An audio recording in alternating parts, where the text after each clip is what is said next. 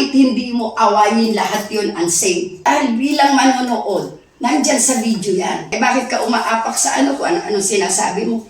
So bilang ako, siguro may mali ako. Hindi ko sinasadya yung pagsabing sino ka ba? Dahil sinabi mo sa akin, komot mayaman ka. Anong sagot ko? Hindi ako mayaman. At never ako nagsalita sa live ko na sabihin kong mayaman ako dahil hindi naman ako nagtatrabaho para makaipon ako ng limpak-limpak na pera. Ikaw yung nag-aano sa akin, nanlalait sa akin, wala ka namin binibigay sa akin. So ini-insist mo doon about sa pera. Kung kinausap mo ako ng maganda, pwede rin ako magsalita sa iyo ng maganda. Hindi ko pagpipilitan na maniwala kayo dahil kung nakita niyo yung video, nandito ako dahil may nabasa rin ako. Sabi, script prank. Kasi sabi, ready na ba? Wala akong sinasabing ready na ba sa video ni Daddy Frankie. No? Sabi niya, andyan si Ansing. Yes, sinabi ko yung andyan si Ansing. Kasi diba, nagulat ako sa andyan si Ansing. Nagganon pa nga ako kay Mami Rochelle. Diba? Tapos ngayon, sino ba mag-e-expect? Na sabi niya, ikaw pala si Inday Badidi. Ang ganda-ganda naman ng sanabi ni Daddy Frankie. Nani Ansing, halika dito, pakikilala ko sa'yo si Inday Okray. Diba? Tapos pumasok siya. Tapos ako, hindi pa naman ako nagsalita nun . Siya ang bumanat sa akin na ikaw pala si Inday Okray na nanlalait sa kanya. Tanong ko sa inyong lahat. Kay Daddy Frankie, sinabi niya kung sino yung mga legit reactor. Pero si Daddy Frankie hindi maramot. Maraming nagre-reaction at maraming tumatawag ng avatar. Diba? Bakit hindi mo awayin lahat yun unsaved? Tapos tinatanong kita, sabi ko sa'yo, diba ikaw rin naman tinawag mo kung Inday Badiday? Diba? Kasi kung yung workmate mo ang nagsabi sa'yo ng avatar ka, dapat kung ayaw mo ng avatar, unang-una pa lang, inaway mo yun. Yung nagbansag sa'yo at sinabi mo kay Daddy Frankie na siya nagsabing kamukha mo yung avatar. Tapos nung sinabi ko sa'yo, bakit mo ako tinawag ng Inday Badiday? Sabi mo, hindi ko natanda yun, kaya sinabihan kita ng kulyanin. Dahil bilang manonood, nandyan sa video yan. Diba? So, tapos nung sinabi mo na bakit nandito ka? Ganto ganyan. Sabi kong gano'n, nandito ako dahil nga, di ba, na ganyan. Bakit ka umaapak sa kung ano sinasabi mo? So, bilang ako, siguro may mali ako. Hindi ko sinasadya yung pagsabing sino ka ba? Dahil sinabi mo sa akin, komot mayaman ka. Anong sagot ko? Hindi ako mayaman. At never ako nagsalita sa live ko na sabihin kong mayaman ako dahil hindi naman ako nagtatrabaho para makaipon ako ng limpak-limpak na pera. Tapos nung ini-insist mo na ikaw yung nag-aano sa akin, nanlalait sa akin, wala ka namin binibigay sa akin. So ini-insist mo doon about sa pera. So nailitan na ako noon. Diba?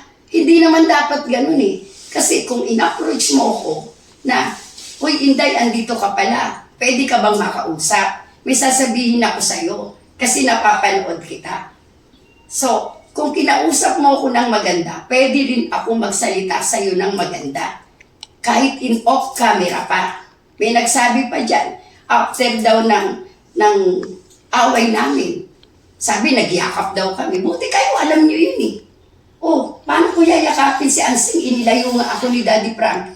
Nakita nyo naman sa camera yun. Hanggang sa sasakyan. Ako nga hindi ko na nakita kung may camera yan dahil wala naman ako, malinis kami.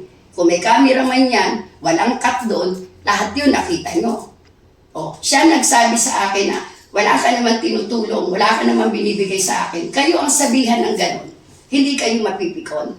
So ang pagkakamali ko doon dahil sa galit ko, una sinabi ko, magkano ba yung bawat hakbang ko dito? Dahil ang sinasabi niya, umapak ka dito sa lupa namin. Lupa namin to . Kayo, ano mararamdaman nyo ng ganon? Tama ba yun? So, hindi ba kayo mapipikon kung kayo nasa lugar ko? Hindi ko naman siya dinayo dun . At saka sinasabi nyo na, ako may kakasuhan, go! Diba? Kasi unang-una, pumunta kami doon, si Daddy Frankie as a charity vlogger, beneficiary niya si Oliver, hindi si Ansing. So yung bahay na yun is under construction. Hindi ako pumasok sa bahay ni Ansing para magsisisigaw, para mag-iskandalo. Sinabi ko ba yun? Doon ba ako pumasok sa bahay niya? Lupa nila yun. Natural. Yung lupa na inaapakan namin, kahit kanila yun, walang umaangkin. Ang akin lang, kailangan niya pa ba sabihin sa akin yun? Na lupa namin to eh. Eh bakit?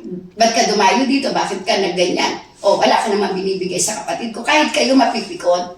So instead na sabihin ko, na yung sinabi ko na magkano yung bawat apa ko ng paa dito. Tapos ganun pa rin siya, puro pera pa rin siya. Kaya sinabi ko, magkano ka ba?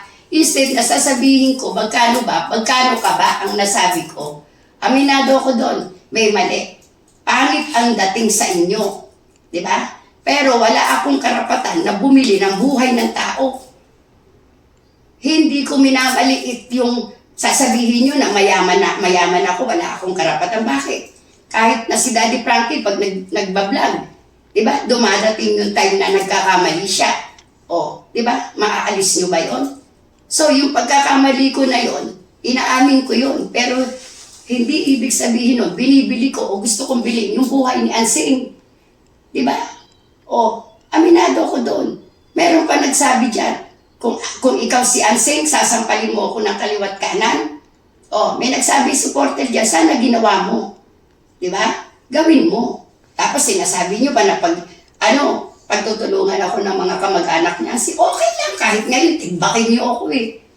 Oh, di ba, kung mamamatay ako, pero wag niyo akong tatakutin dahil hindi ako takot mamatay.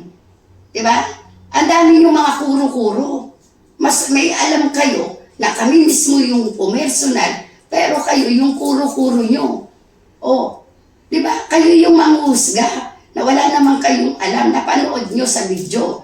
Pero yung sinasabi nyong script at prank, no, bakit nyo alam na script prank? May binabasa ba kaming ganyan? At saka ako, uutusan ni Daddy Frankie para mag-prank. Ay yun nga yung kinaayawan ko doon sa pinanggalingan ko. Dahil magre-reaction ako, pagkatapos may kasinungalingan. So lahat naman ng nire-reaction ko, binabasi ko yun sa video. So ngayon, ang akala nyo, dahil binabasa ko yung mga comment, hindi ko binabanggit yung mga pangalan ng mga nagsasabi, ang akala nyo sa bibig ko lumalabas yun. No? Yun yung may mali doon. O, starting ngayon, pag may nagsalita sa comment section ko, so babasahin ko yung mga pangalan para alam nyo na hindi nanggagaling sa bibig ko yun. Hindi ako ganun tao. Dahil kung sa respetohan lang, kung sa respetohan lang naman, ganito na yung edad ko. Pero dala-dala ko yung respeto. Pero sabi ko nga, hindi ako santo. Kung kayo santo, no, magpapako na kayo sa krus. Dahil ako hindi ako santo, baka malampasan ko pa yung langit pag ako'y nagpakasanto.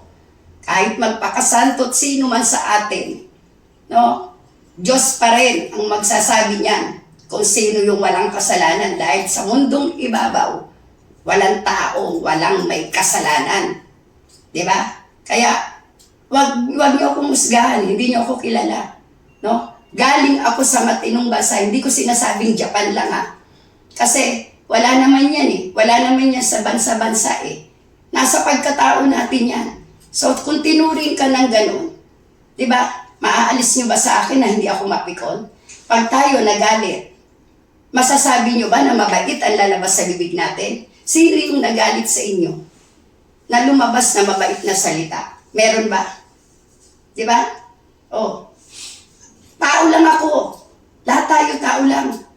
Walang hindi sinasaltik sa atin, walang hindi napipikon sa atin. Kaya huwag kayong masyadong malinis. Di ba? Meron pang nagbablog dyan. Anong title mo ngayon? Gumawa ka ng salita. 2 babae. Nasisira sa imahe ng Daddy Frankie. Daddy Frankie, minsan binastos ko po ba kayo sa unang pagkikita natin? Sobra-sobra.